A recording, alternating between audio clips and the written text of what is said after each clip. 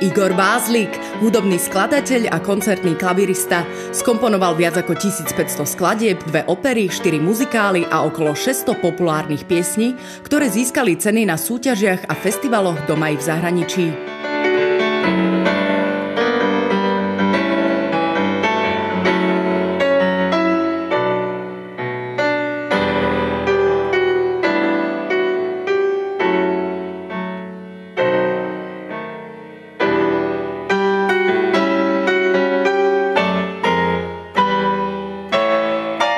Pán Igor Bázlik vyrastal v Banskej Bystrici, v meste, ktoré bolo na konci druhej svetovej vojny centrom slovenského národného povstania. Moji rodičia milovali hudbu. Mama bola absolventka konzervatória z triedy slávnej profesorky Anny Kafendovej.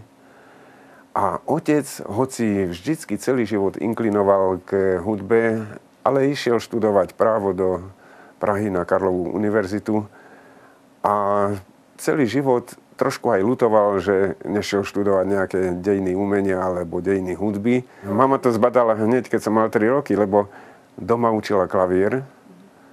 A ja som pod ten klavír liezol, pretože som bol doma s ňou. Ešte vtedy nebola hudobná škola, to znamená, mama učila len súkromne doma.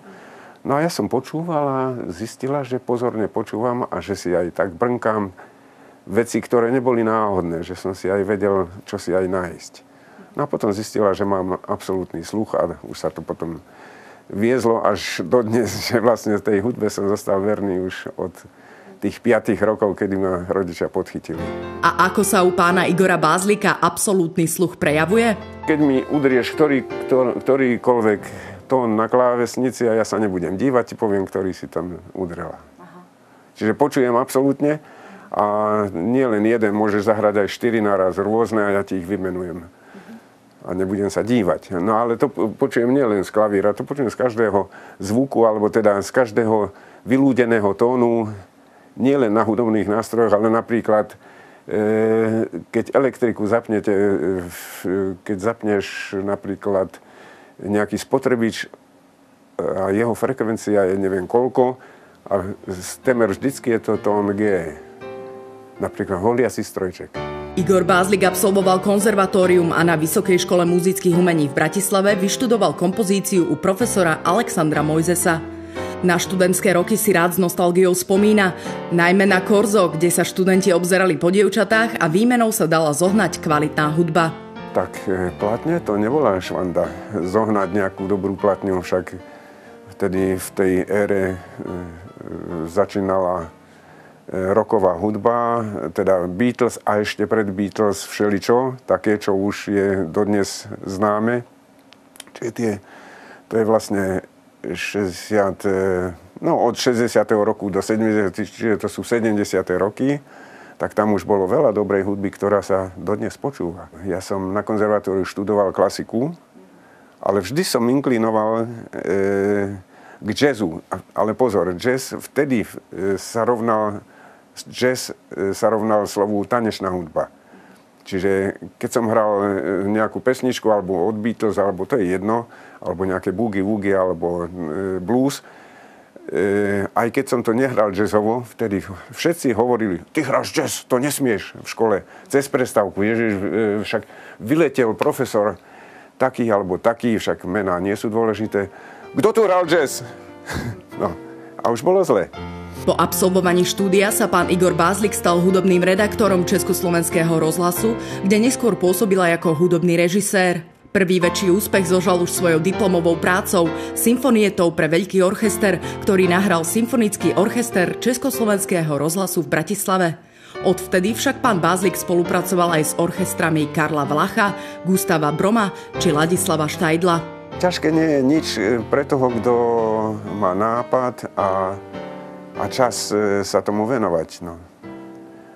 Pracné je to tým, že musíš napísať tam, ja neviem, niekoľko 100 strán a ja dodnes píšem tuškou, používam tušku, gumu, notový papier. Však taký základný symfonický orchester má 2 flauty, 2 hoboje, 2 fagoty, 2 klarinety, 4 lesné rohy, 2 alebo 3 trúbky, 2 alebo 3 trombóny, tubu a potom ide harfa, bicie, tympány Potom samozrejme ešte musíme nechať voľný priestor pre solo spev alebo zbor alebo tak. Niekde sa píše aj obligátny klavír, teda aj klavír sa používa v orchestri, nie ako solo, ale len ako zvuk. A pod to všetko sa napíšu sláčiky.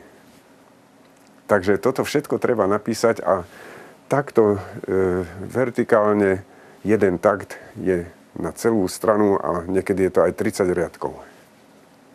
Podľa toho, aké nástrojové obsadenie si skladateľ zvolí.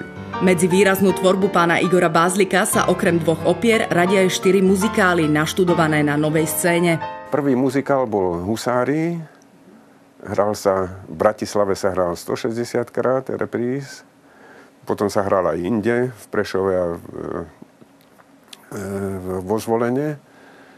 No a druhý muzikál bol Plné vrecká peňazí, ktorý dokopy mohol mať aj 1000 repríz, lebo sa hral vo viacerých štátoch a bol mimoriadne úspešný. No tak jedno s druhým. Totiž takto, že keby nebolo Lasicu Satinského a Kamila Peteraja, ktorý bol dramaturg Novej scény, zase by to bolo ináč.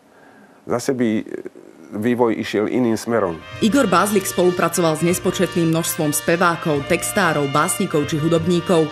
Zložil hudbu k piesňam napríklad pre Marcelu Lajferovú, Zoru Kolínsku, Tatianu Hubinskú, Ivana Krajíčka, Karola Duchoňa či Petra Stašáka.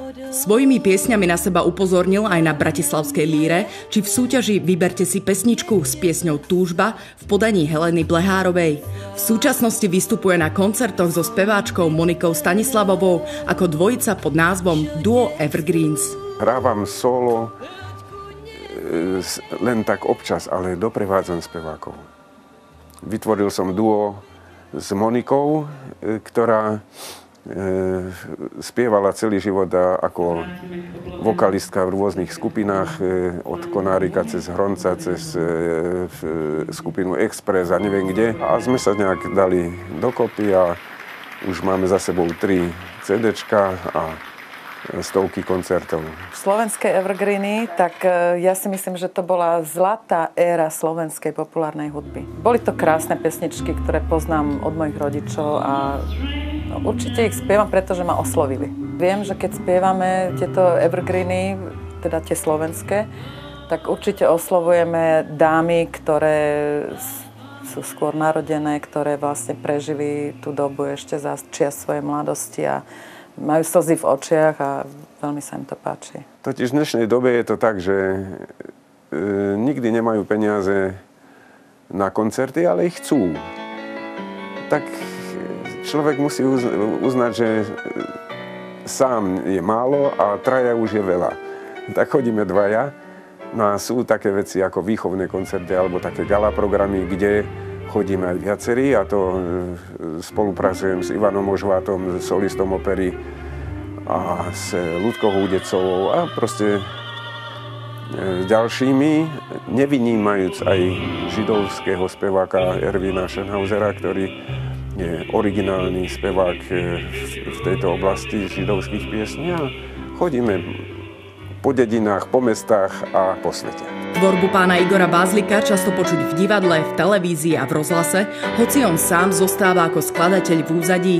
Avšak za klavírom pri koncertoch operných, jazzových či šanzónových spevákov je tento všestranný umelec určite neprehliadnutelný.